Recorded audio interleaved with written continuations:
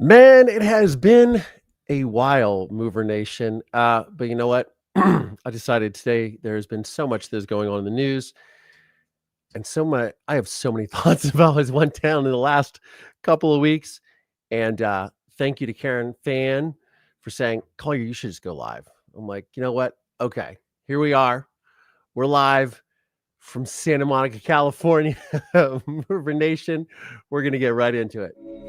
Testimony continued today in the most notorious criminal trial in Dr. John Boyle is accused of killing his wife, Maureen. The boy confidently told the jury it was his decision to testify against his father. I heard a scream, I heard a thud. It's about this loud. We, the jury, find the defendant guilty. I decided at an early age that our trauma should not be what defines us. It's what we choose to do with it that does. I'm here to share my unique perspective on true crime, mental health, society, and popular culture, and always with a slight sense of humor. I'm Collier Landry, and welcome to my show. Live from Santa Monica, California, Mover Nation. What's going on? What's going on? What's going on? Wherever you may be and however you may be watching or listening, thanks for making me a part of your day. It's good to be back, sitting here right in front of you guys. Hopefully, y'all can hear me. Looking at my settings here, I'm like, I wasn't even properly set up to do all this. But I'm glad you guys are here joining me. Let's see here. Why is this? Oh, it's fine. Whatever.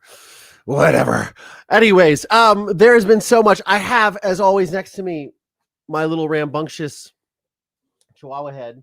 Come here. Marisol, come here. Come here. There she is. I know you guys have missed her. The little Marisol. How are you, sweetheart? Are you good to be back and get attention again? And get puppy treats? Yeah, she's very excited because I have her bully stick. So this will keep her occupied for a little while. Okay, you want this, sweetheart? There you go. Yep, okay. All right. There you go. Go play. Go terrorize something. Guys, it's good to be back with you. Let me check the comments here. I haven't used this interface in quite a while, so I'm a little like, oh, what's happening here? Welcome to Karen Fan House of Grit. Cat loves Catskills. Oh, hey, y'all, it's Karen, too. We've got Amber Winnell, Allison Lee. Hound Doggy is here. I just need a latte. Good afternoon to you. As always, our good friend Nightbot is here watching over everybody. Rambo the Ambo. Gen X to the 7th Power. Brenda Peacock. Just Sean from Canada. All right. I think I got everybody. Northern Girl, Annie, Scooby-Doo. What's going on, Jam Jam? Northern Girl. Thank you guys for being here. All right. So a lot has happened in the last several weeks. I try to keep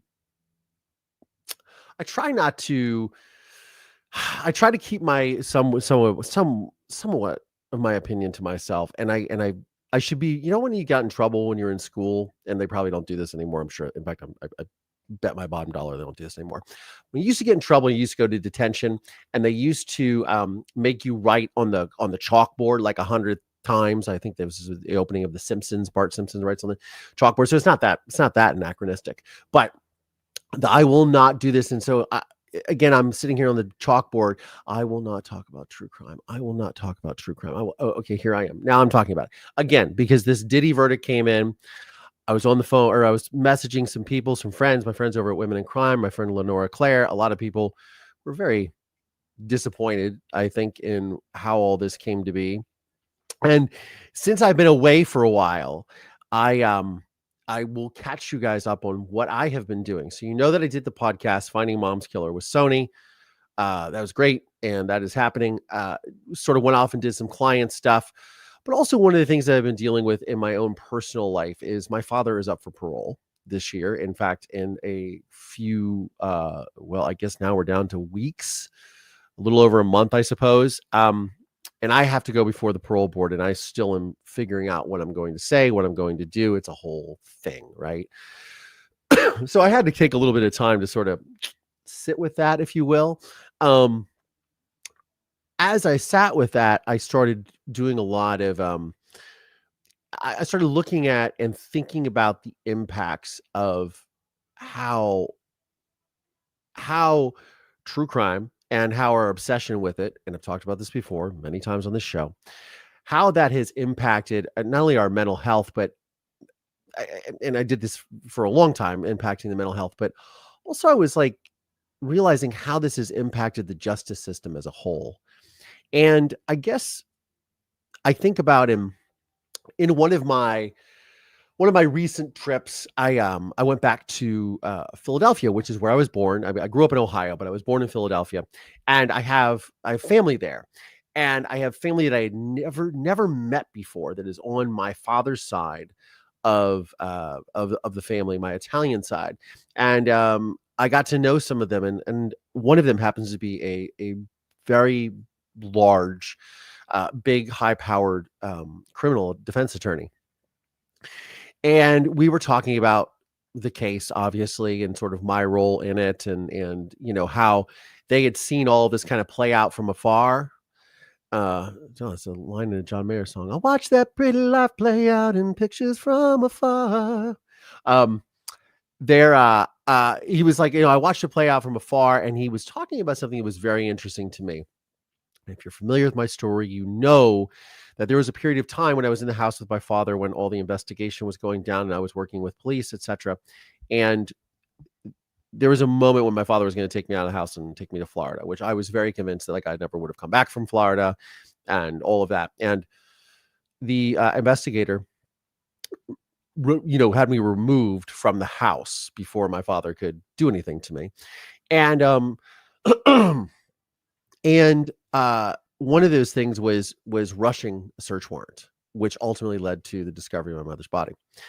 And we were discussing this, and he goes, "Yeah, I found one of the things that was most interesting with the case is when your father was on appeal, the habeas corpus filing that he had, which was essentially that the warrant was obtained illegally because it wasn't really issued by a judge, and it was done very hastily. And this is something that's on the record that it was, which was designed for my safety." But I thought, I as I watched these trials play out, and it was, I start with Karen Reed, which just wrapped up, what was it, last week, 2 weeks ago? And obviously the Diddy trial, obviously the Kohberger trial that never was, and we're going to get into that in a little bit. But seeing all of these cases, and now you have the Barry Morphew thing being revisited and him being charged, I think about these through a very unique lens, which is why you listen to me, right? But that unique lens is sort of like,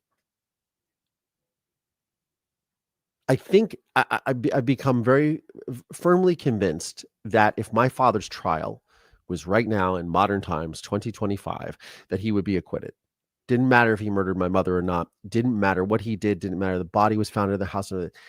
There are so many technicalities and so many ways that this legal sort of maneuvering and posturing exists to get people acquitted, which, look, this is the American justice system, still the best system in the world, in my opinion, but there are definitely flaws in it.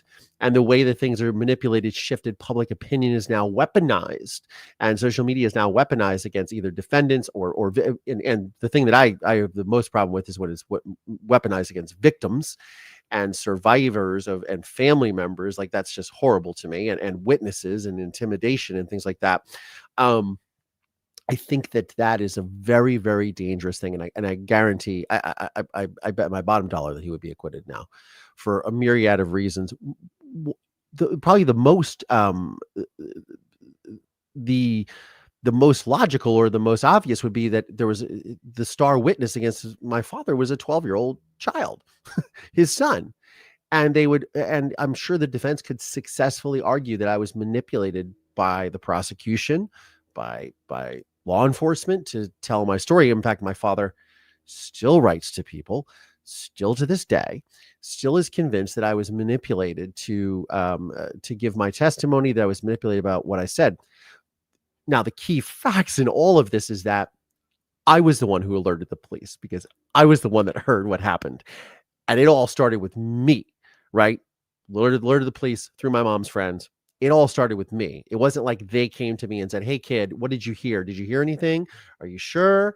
You sure you didn't hear any footsteps? You sure you didn't hear any booms?" You know what I mean? So you see where this goes, right? You see where this can kind of turn sideways really quickly. And that to me is probably is the most important thing, because, or the most crucial thing, or sort of the linchpin, if you will, in all of this, is that, or the crux, is that, you have a testimony of a child that causes this investigation that leads into this.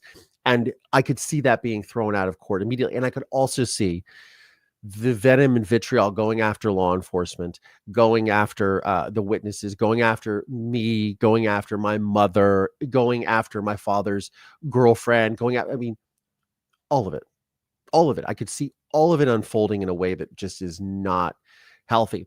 And I think that, I had talked about Karen Read's trial last year.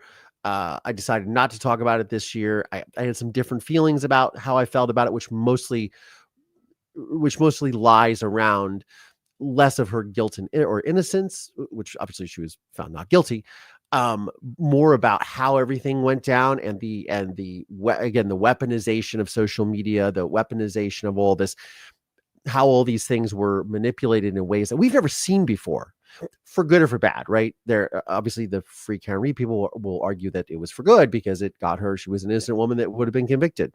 Sure, it exposed police corruption. Sure, and then the people who were supporters of John O'Keefe or anti Karen Read, whatever you want to label them, were very much like, this is a manipulation of the justice system. So really, it's sort of up in the air. But I think it's ushered in an entirely new phase of the American criminal justice system, where now you have this, and look, we saw this with OJ, happened 32 years ago now, the OJ Simpson trial. But there wasn't Twitter, there wasn't social media, there wasn't Instagram, there wasn't YouTubers talking about this all the time and going out there and ways that public opinions could be swayed. And I think, a few people reacting to all of these different verdicts, right, are saying, well, this is an argument for a professional jury system, right? Instead of volunteers who then go home, who aren't sequestered, who are exposed to social media, who are, who may have a certain opinion formed and aren't honest about it, or what have you. Again, my sort of argument with a professional jury system, I don't know how that goes down, but then also, if it's a professional jury system, can't they be manipulated monetarily too? You know what I mean? So I don't know what the answer is, and I'm not going to pretend to understand what the answer is. All I know is that I think these are just in very unprecedented times. I don't know if I'll call them dangerous, but they're very unprecedented times that we sit in this current landscape of the American justice system. And as someone who is mostly pro police, I'm pro police and I'm pro prosecution because it worked for me. Can't say it's worked for everybody, but it worked for me. So I'm satisfied with the outcomes of that. I'm satisfied that I got justice for my mother. I mean, to extent or degree of that, right? So the justice system, in my opinion, works, right? But there are, again, plenty of cases that are now are being exposed, or wrongful convictions. There was my partner in Finding Mom's Killer, who did the podcast about Louis Scarcello. I interviewed him last year, called The Burden. And that podcast, also on Sony's The Binge, it describes Louis Scarcello, who was a corrupt cop in New York City who put a lot of innocent people, mostly people of color, behind bars for crimes they didn't commit. So we know that police corruption exists, and social media and internet sleuths or detectives may be exposing that for what it is. There are certainly plenty of people that feel like that happened in Karen Read, and I'm sure there are plenty of people that feel this way when it comes to the Diddy trial, right? And I think this is also the big issue that lies underneath this Kohberger plea agreement or plea deal, which I know a lot of people, and my heart breaks for the families, because of course they want to see justice. They want, it's so hard, but I can't help but thinking, as I scroll through the Twitter sphere, seeing so many people, I call them a chorus of sycophants, who were very pro Bryan Kohberger, and think he was framed, and think this was this, and conspiracy theories just abound every single time with these things. And I think this comes from a general mistrust that has been deeply seated. And you certainly saw this in Karen Reed, because you know, look, I don't mean to bash anyone, but like, we know that there's massive corruption in Boston PD and in Boston for decades upon decades, very well documented, even in films like Spotlight, for example, and the archdiocese and things like so. Or maybe that was Chicago. Hold on, I thought that was Boston, but I digress. Point is, massive corruption in Boston. So we know that this is something that's long withstanding in these police departments. I live in Los Angeles. Rampart is notorious for corruption, right? And for framing people. Yeah, sure, they got a few things right, but they also put a lot of innocent people in jail, right? Or so we know that dirty cops exist, but I think this now heightened awareness of this and skepticism of law enforcement that has been going on for quite a while now, and some of it is rightfully so. I mean, whatever you think of Derek Chauvin, who I think is he up for some sort of appeal or something? I have no idea. Who murdered someone. I mean, let's just call it what it is. I know might not like what happened or how it went down or whatever, but like, we all saw what happened. I don't think you can excuse it at all. Played judge and jury for everyone, and you shouldn't have done that. Whether or not you like George Floyd, doesn't matter. Nobody should be doing that. That's just my opinion. It's my takeaway of it. But, you have this just right there on camera. You have this massive distrust and massive proof that, that people are corrupt and that people and law enforcement will do this. So I think this is this deep-seated mistrust in law enforcement that all these things somehow, go along and prey upon. And that has been in the forefront of my mind. And thinking about this with my father's pending parole, how we treat cases, how things have changed over the years. And look, I try not to be submerged into this world very often, or I see these things and they actually just give me such bad anxiety, or they just make me sad. Like, talking about these things makes me sad. Like, I remember I was just even waiting for the Diddy verdict today. I was like, I'm just really sad that this is the state of affairs. And I think the polarization and the virtue signaling that goes on with this. I mean, there are people outside the courthouse like hosing themselves down with baby oil. I mean, this is just ridiculous. And yes, it's a free country; you can do whatever you want. But it just seems a little absurd when it is very it's very apparent and admitted to in the defense, even in their closing argument, that he was violent. And they're like, yeah, he's violent, but who cares? It's like, okay. Okay, well, which is one of the reasons why the judge is not releasing him until October 3rd, but pending for his sentencing hearing. So makes sense because the judge literally said, "Hey, you said this in your statements as the defense, so you verify that he's dangerous." So I get that. Whatever. My point is, this sort of elephant in the room that has existed in this sort of bubble, or in this echo chamber, depending on what side you're on, right? And this polarization, this weaponization, going back and forth, and like, I'm right, so yeah, we won. And it's like, everyone seems to forget, and this is the biggest thing with the Karen Reed trial. Nobody will know what happened to Officer John O'Keefe. They're not going to try somebody else. They're not going to break the case because anybody else that could be in and be like, you just put somebody on trial, not once, but twice. So now you want us to expect that with your botched investigation and crappy investigators and all the corruption that that you guys had, you want us to then believe that this is, you did a bang up job now? No, come on. So again, that's where this all falls, is all of the victims and their families and the communities that surround this. They don't win. Like, nobody wins here. It's not like, oh, we won because this person got out. It's like, yeah, but there are victims and there are people, and especially in situations where DV and things like that are with the Diddy trial that are involved, or that are sort of the crux or coercive control in these things. It's hard for people to come forward. That's why it was Cassie Ventura and Jane Doe that came forward. I mean, there's guarantee a lot more, but people just didn't want to come forward because it's so painful, and it's also just it's dangerous. And you see this, is this the precedent that's being set? Because then they'll go after these other potential witnesses or victims or people who are speaking out and sharing their story. and you certainly saw this happen with the Karen Reed trial. It was, going after the O'Keefes and calling them all kinds of names. I mean, I get it. You don't agree with them, but they lost their son and their brother and relative. It's just it's a lot. It's a lot for me it's a bridge too far. However, again, it is unique to see how this all plays out in a way where, on the flip side, you have people who are able to participate and are able to find cracks in the system that help out a defendant, for example, that was found not guilty, right? So anyways, I'm posing the question not connected to any particular case, but just in general. What do you guys think? And I'm going to go look through the comments here in a second.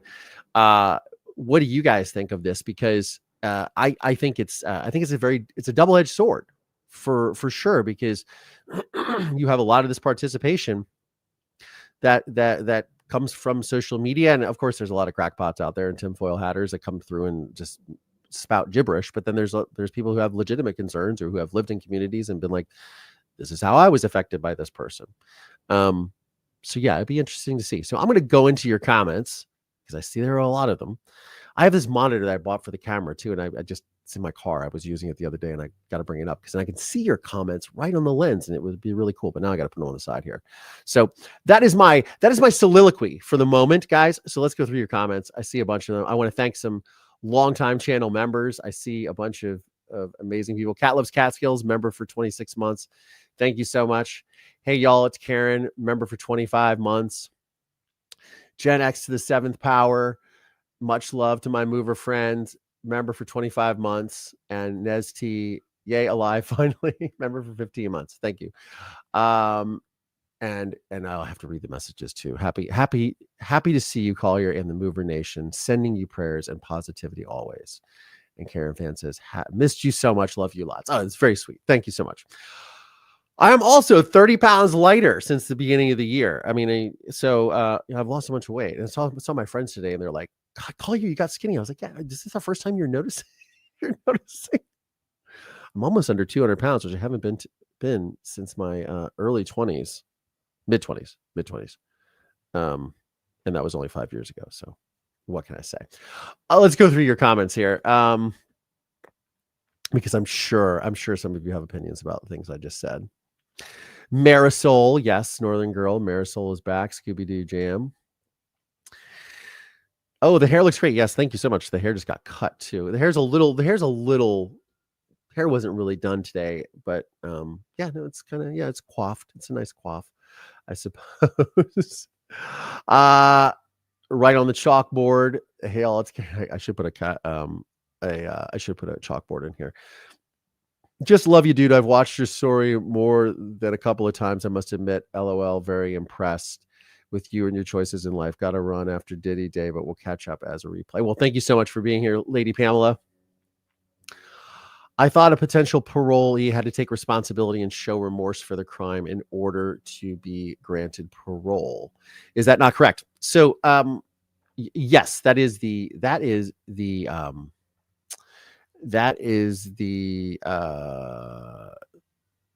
sentiment. Yes, that is the understanding that most of us have. Again, I don't know. I'm meeting with them very soon, and like next week, and I will see what all this entails. But yes, I would think that they would have to admit to the crime with which they were committed, or with which they were convicted of. That's what I would imagine. Justice Jane, hi, Collier and chat. Which is weird because I just got a random text message that said maybe Jane, and it has a photo of somebody. I'm like, hi, Kevin, it's me, Jane. Did you get my message? So I don't know. I don't know if it's one of those. I don't know if it's one of those phishing scams or not. But maybe it's Justice Jane here. How did you get my number, Justice Jane? If it's you. Anyways, all right. Those with money and good attorneys have such an advantage. I both respect and dislike our system. Yes, and Brian W. Officer Wilson, I saw you the other day. We were out walking Marisol. I told you I was probably gonna go live this week, and here I am. So it's good to see you, sir. Officer Brian Wilson is with the Santa Monica College Police Department, which is right over here. And we see him on our walks every once in a while, because we walk around the block.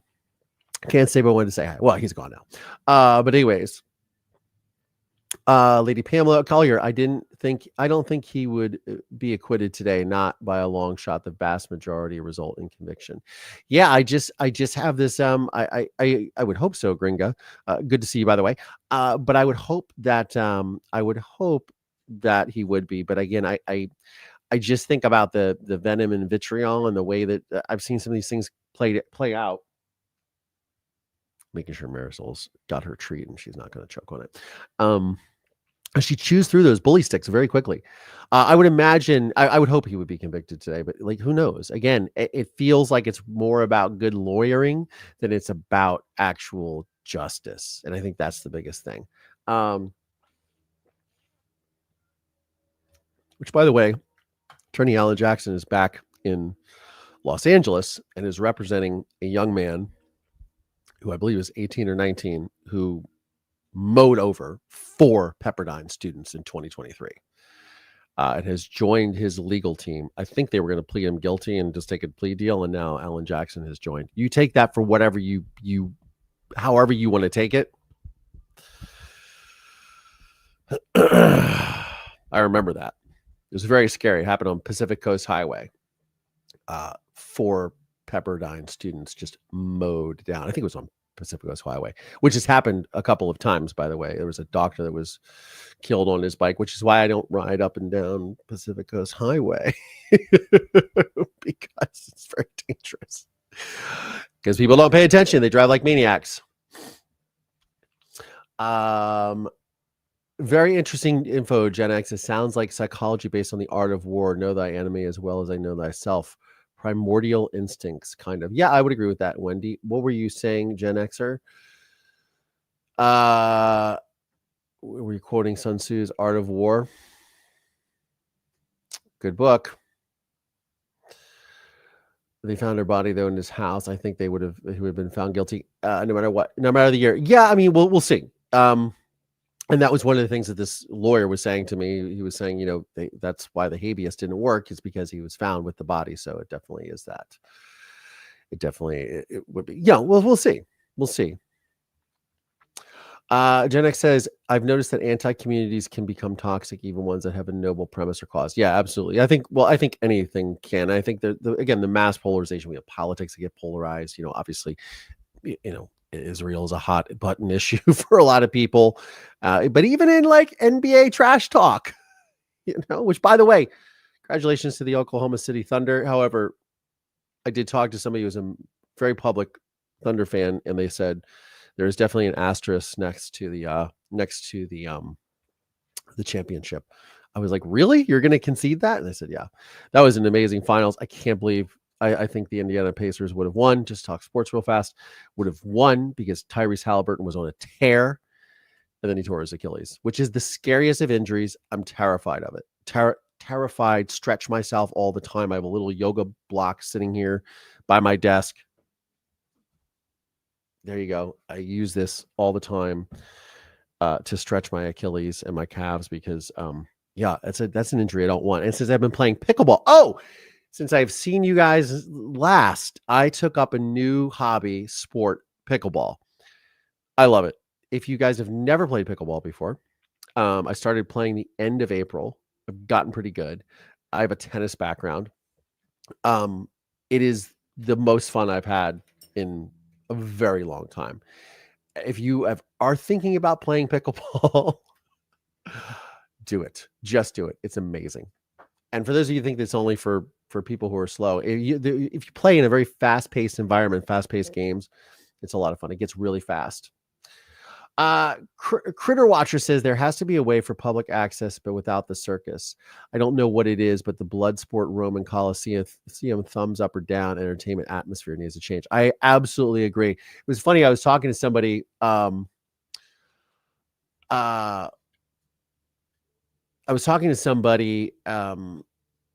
The other, a long time ago. We were talking about a television show. They said, yeah, people want to see the Coliseum. We really do. And so I think that's right, Critter Watcher.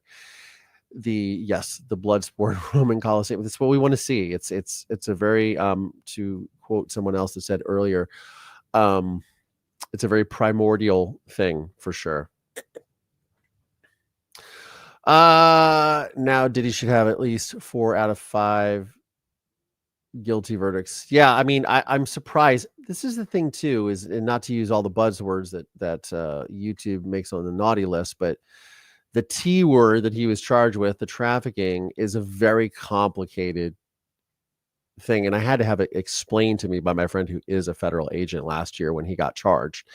He's like, yeah, this is what it is. And I was explaining it to someone the other day because they were wondering what was going on. And I was like, what is that? And my dear friend Lenora Claire said to me this morning, she goes, nobody understands it unless it's like somebody grabs you and throws you in a trunk. And it's true, because it's a weird, I think they should almost change how they just the word, because it's different. It's mostly based on coercive control, or they take your documents and they don't allow you to leave and they hold you against your will. I mean, this just happened on the Pornhub case, this was about, trafficking as well. And it was just before the Supreme Court on Friday, before they left their session, because they were appealing the decision. I think they upheld it. They got something right. But they were doing the same thing, and then they were obviously, forcing these girls. It's disgusting and horrible, and I don't want to get into it. Very similar along the lines of Diddy, just internet related. But again, so I think that people don't quite understand what these things are in the legal terms of how they describe them, because it doesn't make any sense. It doesn't make any sense to me. When you're trafficking narcotics, you're bringing it over state lines, and you're flying in with something and you have it in your possession and it doesn't ever leave. And, so it's a little different. And I think that's where our brain sort of goes. Anyways, you better believe it. There will be consequences for those that testified against Diddy. People will despair. I agree. I think that's why the judge has said you're going to stay in jail for as long as you can before we get your sentencing. Anna Ganaski says, hello from Canada. Thank you for sharing your unique outlook. I think Twitter is toxic, and I tend to steer clear of trial opinions unless they come from a practicing lawyer. Yeah, for sure. And even some of the practicing lawyers are like, oh, really? Would that be your real opinion? I don't know. It's interesting. Yeah, Twitter is super toxic though. I've been spending a lot of time on Twitter. I'm like, this is a cesspool. But it always has been a cesspool. It's not because Elon Musk bought it. It's always been a cesspool. That's a different Jane, Justice Jane. I'm looking at the photo and I'm like, it could be you. So it's a phishing scam, which those are back up again. Beginning of the trial, he was denied bail. What's up, mystery singer? Beginning of the trial, he was denied bail due to violence risk. Judge, no reason to reverse it. Cassie Ventura. Yeah, exactly. It was on tape, and his yes, please like, subscribe, give the thumbs up. It costs nothing to like the video, guys. I appreciate it. Everyone. I was hoping to come on here with a whole new intro and everything like that, but I kind of, at the behest of Karen, hey y'all, it's Karen, said you should just go live, and I'm like, okay, well, fine, I'll do that. And here we are. All right, so okay, back to what I was saying about the Kohberger thing, since we're and as I touched upon it, I think that is probably, again, my heart goes out to the families, because I know that they were looking for a different outcome. But I think that there was a real risk of them not getting any outcome. I do think it's weird. From everything I've read or heard, that he didn't have to, he admitted to doing it, but doesn't tell why or what happened. And I think those are the questions that are going to haunt the families. I hope not, but I know how it goes. You want to know why. I spent decades wanting to know why, and then finally was like, I'm never going to know why. I've confronted my father with a camera in his face, and he didn't tell me why. So they'll never get that. And that's, unfortunately, I think the side of closure, or the sort of not side of closure, the misconception with closure is that you're going to get the answers that you seek, and you're going to get this, okay, you're going to, we're going to get why you did this and why you perpetrated this crime on our loved ones. And it's just not going to happen. I mean, it didn't happen. And Maybe he'll save it for a book deal. I'm sure he'll get one, as everybody does, except for me. But I would imagine that'll maybe come out one of these days. But it'll be the stuff of FBI profilers and criminologists for a very long time. So speaking of, I was recently on the Women in Crime podcast speaking to Megan Sachs, who's a criminologist. So she's going to come on the program here in the next couple of weeks, as is her partner, Amy Schlossberg. And they're both going to discuss, we're going to discuss the whole parole thing because she was a federal officer. She worked with parolees and worked with the federal parole department. And she's going to discuss the whole parole process and what that really entails. To answer your question, somebody was asking about the admission of guilt and how that whole thing plays out and how if someone can be paroled or not when they are guilty, or when even if they're guilty and they don't fully admit to their crimes. So again, I spoke to my father's liaison, who is his reentry liaison, who, of course, his advocacy is very much of, oh yeah, I mean, everybody deserves a second chance. To which I responded, my mother doesn't get a second chance, does she? So I don't know. But they were obviously advocating for him, and their plan would be to get him. He still qualifies for Social Security, so they've got him set up with Social Security, and they'll get him an apartment, and he'll live and ride the senior bus and go to the senior center and play cards or mahjong or whatever everybody's doing these days, or maybe pickleball. And but we shall see how all that plays out. I know a lot of people have a lot of opinions on that besides myself, whether he walks free or not. Dave Messmore being one of them. So I will see all these people as well. The Son of Sam law in New York prohibits guilty party from profiting from the crime they are convicted of. Oh, that's interesting. Everyone else says, call your interviews, podcasts, and appearances story have been popping up all over my feeds lately. Oh, that's interesting. Well, I've been putting out a lot more content, short form content here on YouTube. So I love you, dude. You're a good guy no matter what. Thank you so much, Mary Kay. I appreciate that. The Gen X 7 Power says the Kohbergers will be pen pals with him on his free tablet. Yeah, absolutely. They can be pen pals. I don't know. Did you guys watch the television series You, which was on Netflix for 5 seasons? And Penn Badgley, who stars in it, he's doing a true crime documentary. So the way the whole thing, spoiler alert if you haven't seen it, but the way the whole thing ends, it definitely is like leading into him doing this true crime documentary, because I know he's very obsessed with it. So he's sort of been making the rounds on some true crime podcasts or interviewing some true crime podcasters. So that'll be interesting. It'd be interesting to see what he comes up with.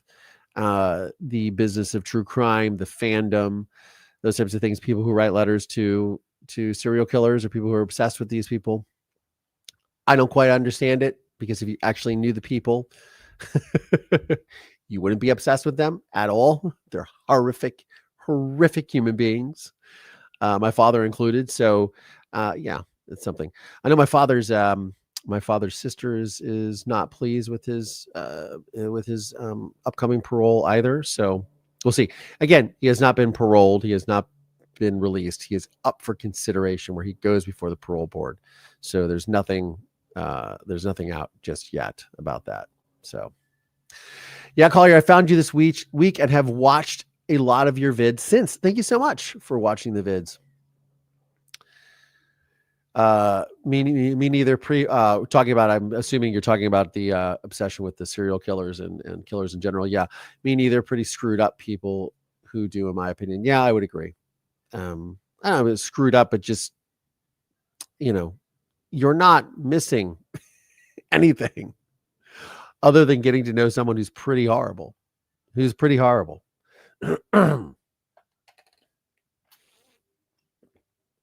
Marisol is sitting in the sun, eating her bully stick, chewing her bully stick. She is very, very happy.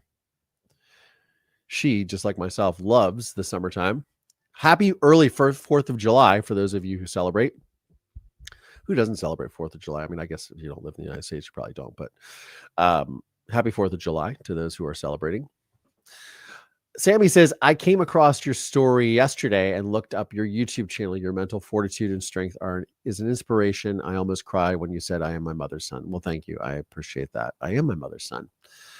And I'm glad that you found strength and inspiration in my content, because that's really what it's about. And I will not be talking about true crime very much anymore anyways, which is why I took the hiatus. I was like, I'm just not going to talk about this stuff. But again, today I was a little disturbed. Just like, I think we're on a very slippery slope. I think it's all of these things. You can't point to one particular case. You can't point to, one particular movement. You just see it across genres, even, really. The venom and vitriol that people go after one another with. But I do think the celebratory, oh, the person's innocent, or oh, look, and we won and you didn't, and sticking in the noses, in the faces of those who are grieving, who have lost loved ones, who themselves have suffered injustice, or now have to pick up the pieces from all this. That, I think, is really beyond the pale. So that I have a hard time doing this. That I have a hard time with. Going to the Hollywood Bowl for Earth, Wind, and Fire and fireworks tonight. That is very cool, Mystery Singer. That's awesome. Hollywood Bowl rocks. Oh, thank you so much. Cat loves Catskills. Yes, you are a Noreen son. Thank you. Thank you. I appreciate it. Well, I know that other people are doing lives that are probably way more interesting than me, that are talking about this. So I guess as I'm saying all this, I guess my sort of takeaway with everything is that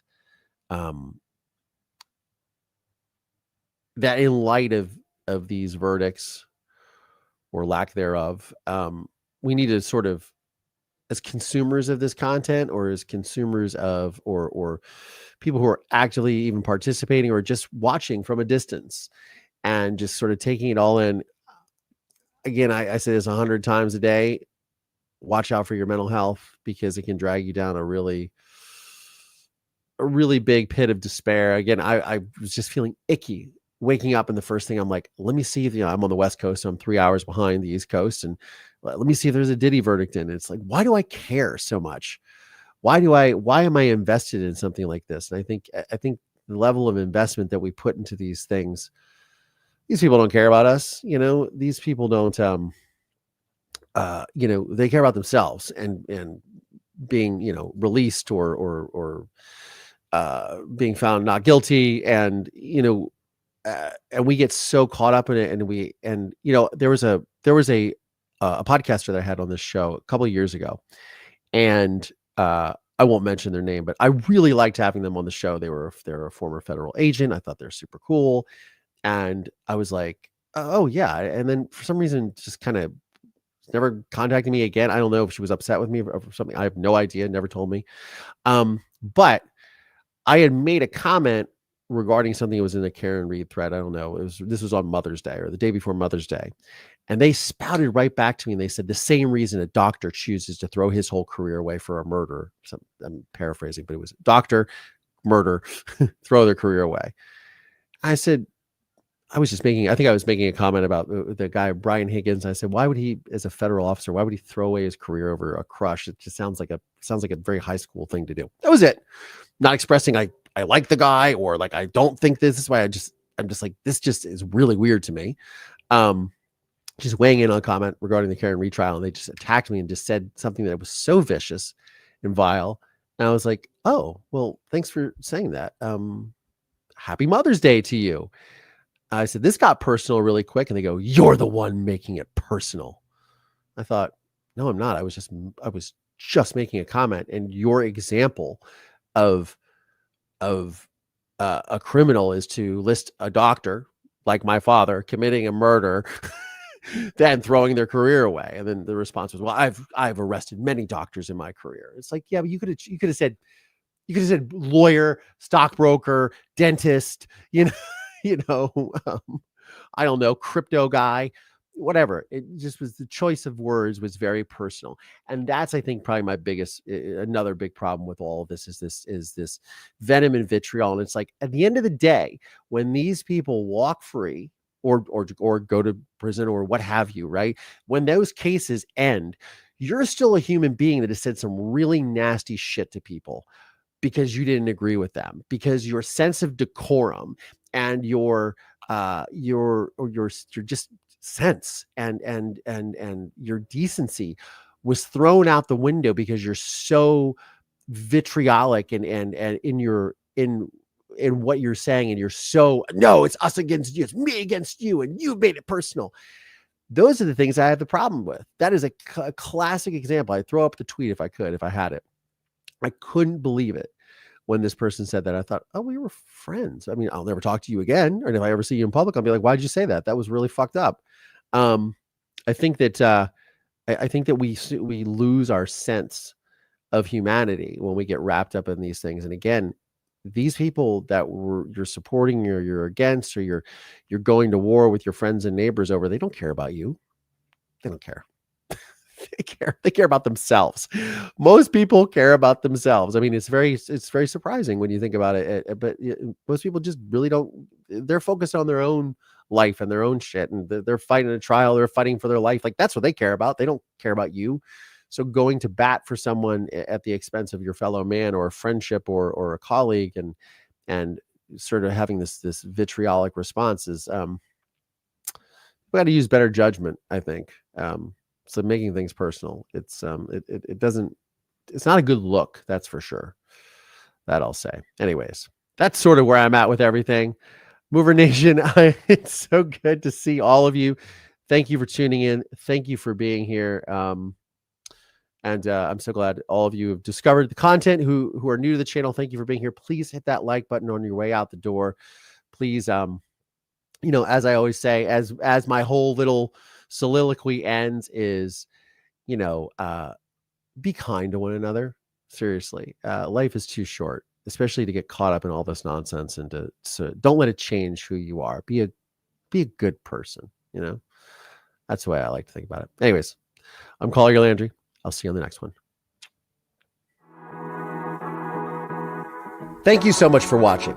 If you'd like to support today's program, please click the links in the description of the show notes of today's episode. And if you like this video, check out this one right here, or this one right here. And don't forget to like and subscribe, because it helps with the algorithm. On that note, I'm Collier Landry. I'll see y'all on the next one. Good girl, Marisol. Good girl.